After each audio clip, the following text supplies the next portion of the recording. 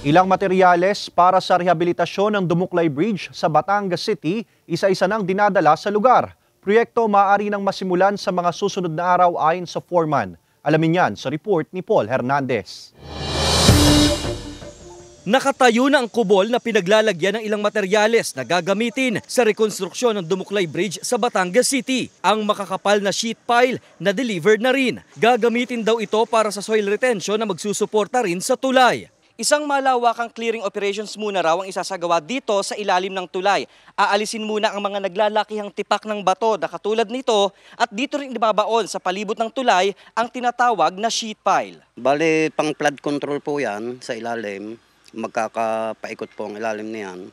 Tapos magiging pupundasyonan po ng matibay. Inaasahang madadala sa lugar ang iba pang gamit gaya ng mixer, backhoe at dump truck sa mga susunod na araw. Ayon sa City Planning and Development Office na itransmit na nila ang mga dokumento sa City Engineers Office na may hawak na ngayon ng project implementation. Kasi ang inaano po natin yung area at space.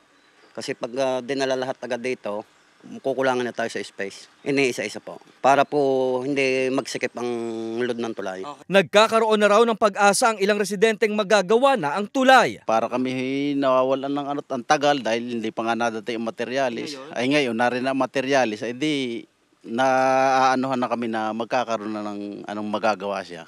Magkakaroon na po ng proseso para magawa na yung tulay. Wala ang city engineer sa opisina ng puntahan ng GMA Regional TV Balitang Southern Tagalog. Hinihingan pa ng pahayag ang opisina. Tinitiyak naman na magsisilbing walkway o daan ng tao pa rin ang gilid ng bahagi ng tulay at hindi pa dadaanan sa mga bisikleta at motor. Kasama si Buhay Adante Jr., Paul Hernandez, Balitang Southern Tagalog.